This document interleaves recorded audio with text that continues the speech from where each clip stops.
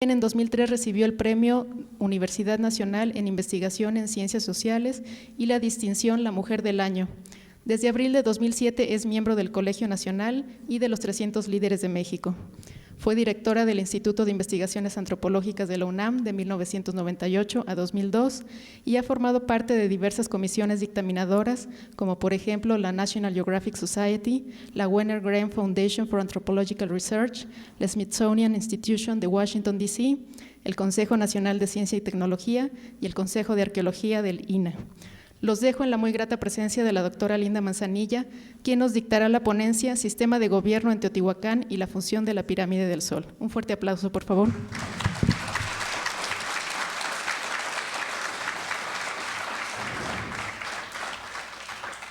Muchas gracias a la maestra Sandra Riego por la invitación de estar de nuevo aquí en el Centro de Estudios Teotihuacanos y de compartir con ustedes un tema que ella me pidió expusiéramos en torno a esta colaboración con el doctor Arturo Menchaca y su entusiasta grupo, expertos, por cierto, en detectores en el espacio, fundamentalmente. Y el tema que ella me pidió es cómo se relaciona el tema de la pirámide del Sol con mi visión sobre el posible sistema de gobierno de la ciudad de Teotihuacán. Para desarrollar este tema necesito exponerles a ustedes una serie de características de Teotihuacán que la hacen una ciudad excepcional en Mesoamérica. En torno a los distintos aspectos de los cuales voy a hablar, ustedes verán que al final de la plática vamos a ver por qué la pirámide del Sol puede ser un elemento importante para el tema del sistema de gobierno. Obviamente hay muchas características, muchas caras de Teotihuacán. Es uno de los más grandes asentamientos preindustriales a nivel urbano en el mundo. Ciudades tan grandes como Teotihuacán en tiempos preindustriales son pocas. Además del tamaño de la ciudad, 20 a 22 kilómetros cuadrados, una de las cuestiones que caracteriza a Teotihuacán es la planificación ortogonal, que ustedes conocen muy bien y que el doctor René Millón demostró magistralmente con su mapa. Otra característica más es que el patrón de asentamiento de esta gigantesca mancha urbana rodeada de sitios rurales es muy anómalo. Los primeros estados en todo el mundo tienen una jerarquía bastante bien desarrollada de tipos de asentamientos urbanos, varios de ellos, villas, aldeas, villorrios. En general, el doctor William Sanders, recientemente fallecido, demostró también con su trabajo extenso, tanto en la Cuenca de México como en el Valle de Teotihuacán, que la mancha urbana de Teotihuacán es gigantesca, pero en general está rodeada de asentamientos rurales. No hay centros secundarios plenamente demostrados, excepto Azcapotzalco, el único que realmente sí tiene características complejas que probablemente sí lo constituyan como centro secundario. Entonces es un sistema de asentamientos no muy sofisticado. Si comparamos este desarrollo urbano primigenio de la Cuenca de México con, por ejemplo, la etapa Uruk de Mesopotamia, vemos que no tiene nada que ver el patrón de asentamiento de acá con ese desarrollo de allá. Algo le falta a este desarrollo urbano de la Cuenca de México para, en la parte central, poner una serie de centros urbanos fuertes alrededor de Teotihuacán en la misma Cuenca de México, porque hay que rebasar la cuenca para encontrar otros centros urbanos considerables. Esto es algo muy particular, ¿verdad? Otra de las cosas es la característica de multietnicidad. Teotihuacán es un asentamiento complejo, grande, planificado, pero también multiétnico. En general, en el área maya no vemos estos desarrollos multiétnicos. Hay algunos sitios donde algo de la multietnicidad se ve, pero el centro de México se caracterizó por tener ciudades multiétnicas, complejas, donde distintas personas de lenguas, de procedencias diversas interactúan. Obviamente, otra cara de Teotihuacán es de ser un centro que monopoliza la obsidiana, ¿verdad? Monopoliza la obsidiana en todo el centro de México, pero tiene un competidor cerca de Perote, que es Cantona. Cantona es otro centro urbano con otro tipo de urbanismo y que, digamos, Cantona controla otras fuentes de obsidiana. De tal manera que la obsidiana, digamos, hace el fenómeno, nos permite entender el monopolio económico de Teotihuacán sobre una materia prima que es básica para entender la tecnología de Mesoamérica. Y además es capital de un estado muy curioso, ¿verdad? Muy particular, y un sitio sagrado. Entonces, Teotihuacán tiene muchas caras.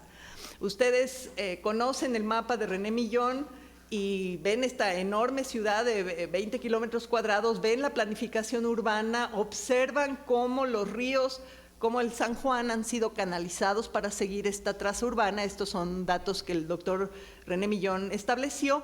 Y en la periferia están enclaves de grupos que proceden de otros lados. Sergio Gómez ha identificado un grupo michoacano, el doctor Michael Spence y el doctor John Paddock, además de otros investigadores también del INAH, han investigado, como Verónica misma, el barrio oaxaqueño.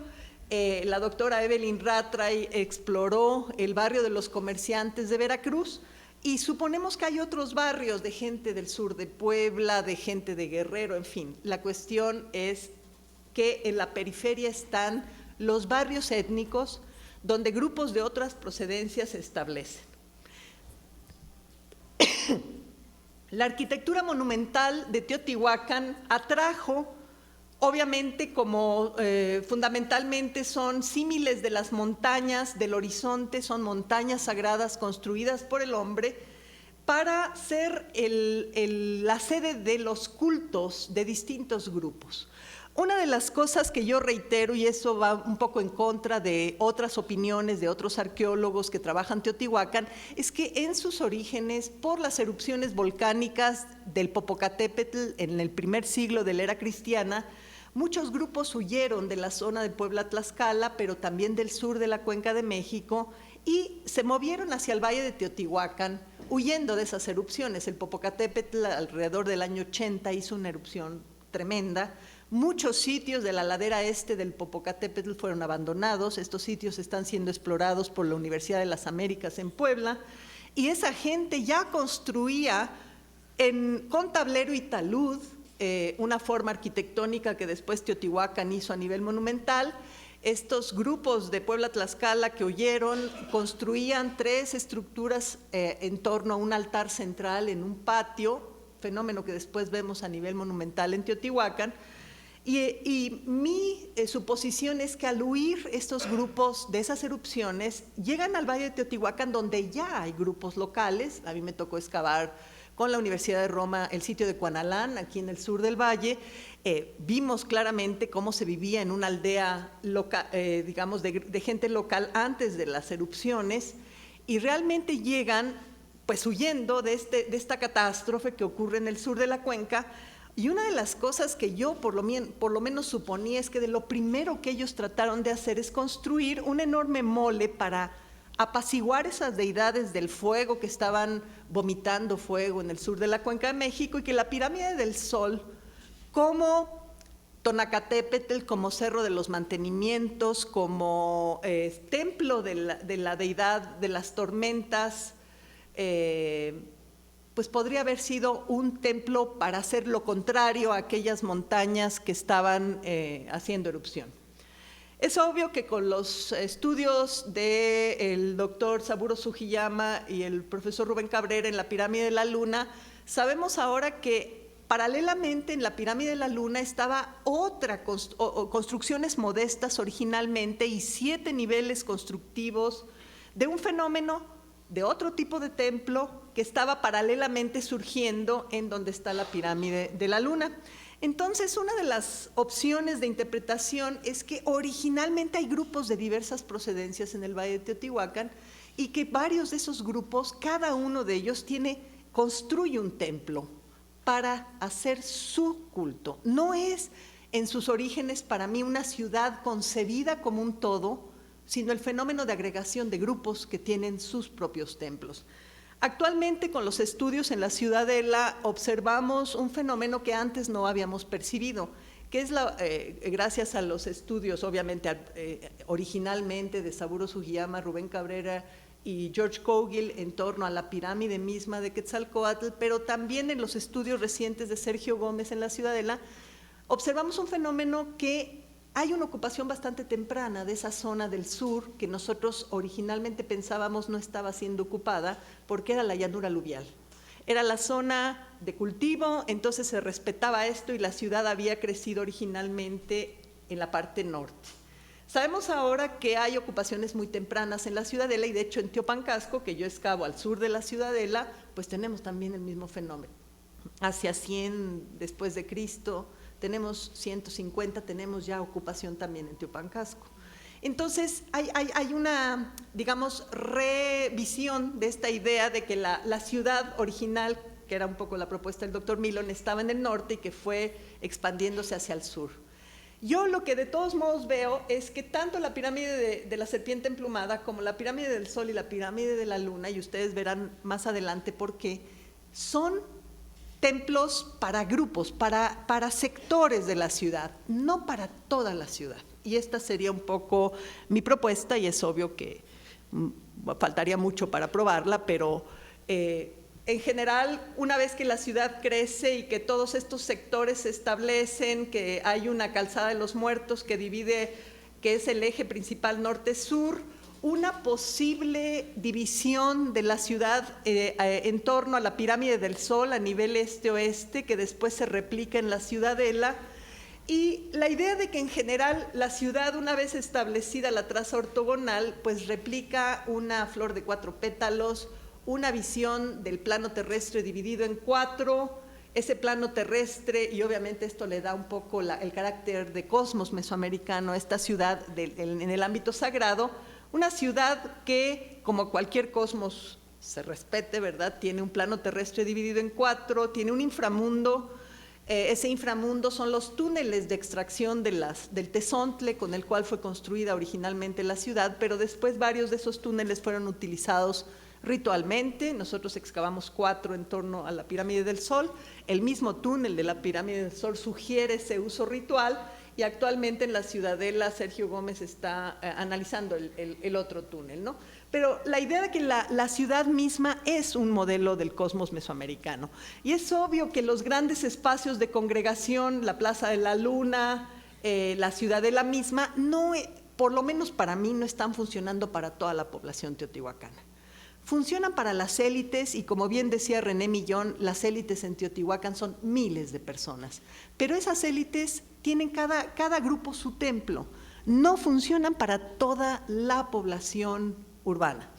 Y obviamente el ritual es una manera de congregar, de articular a todos estos grupos étnicos que vienen de distintos orígenes, pero que la mayor parte de todos esos grupos rinden culto a la misma deidad en todo Mesoamérica. La deidad principal se llame Cosijo, se llame Chac, se llame Tlaloc, es el dios de las tormentas. No cuesta trabajo articular a través del ritual común en los centros de barrio multiétnicos, en las plazas de congregación de los sectores, a la gente de diversas procedencias, siempre y cuando sean élite y siempre y cuando estén, obviamente, rindiendo culto al dios de las tormentas. Y a la fertilidad de la tierra, o sea, la fertilidad, los rituales de siembra, los rituales de tirar líquidos con semillas son muy comunes. A diferencia del área maya, donde el centro de atención de todo, digamos, la iconografía, la escritura es el gobernante único que está a la cabeza de una sociedad regida por una pirámide social muy estricta, y ese gobernante tiene características divinas. Como bien lo dijeron Blanton, Feynman, Kovalevsky, Peregrine, las estructuras de tipo corporativo como Teotihuacán no dan mensajes de individuos, no dan mensajes de nombres, de dinastas, sino de fuerzas de la naturaleza, de fertilidad, de abundancia de agua, en fin, de otro tipo de mensajes, y no el gobernante. Entonces, la estructura corporativa es otro de los elementos que hace a Teotihuacán una excepción en Mesoamérica, y obviamente la idea de que están recibiendo grupos de distintas procedencias, cada uno de esos grupos le permiten jugar su juego de pelota. El estudio de la doctora Uriarte nos evidencia que la gente de Michoacán puede jugar con bastón el juego de pelota, la gente de Veracruz puede jugar con las articulaciones. No hay restricciones, no hay imposición de una manera de jugar el juego de pelota. Nos hace ver que Teotihuacán es una sociedad muy incluyente. Llama a estos grupos a participar de las artesanías, de la construcción y del movimiento de bienes suntuarios. La multietnicidad, que es una de las características claves para entender Teotihuacán, a pesar de que este no es un mural teotihuacano, nos evidencia cómo se visten la gente del sur de Puebla, ¿verdad? Sean chochos o popolocas o quienes hayan sido, ellos se visten muy distinto a los teotihuacanos, usan turbantes, túnicas rayadas. Los zapotecos usan gorros generalmente cilíndricos, máscaras bucales. Los teotihuacanos usan un tipo de sandalia particular y vestidos, hablo de las élites, muy vistosos, en fin. Pues la mayor parte de la multietnicidad se representa no solo en los atavíos, no solo para las élites, sino también en la manera de preparar la comida.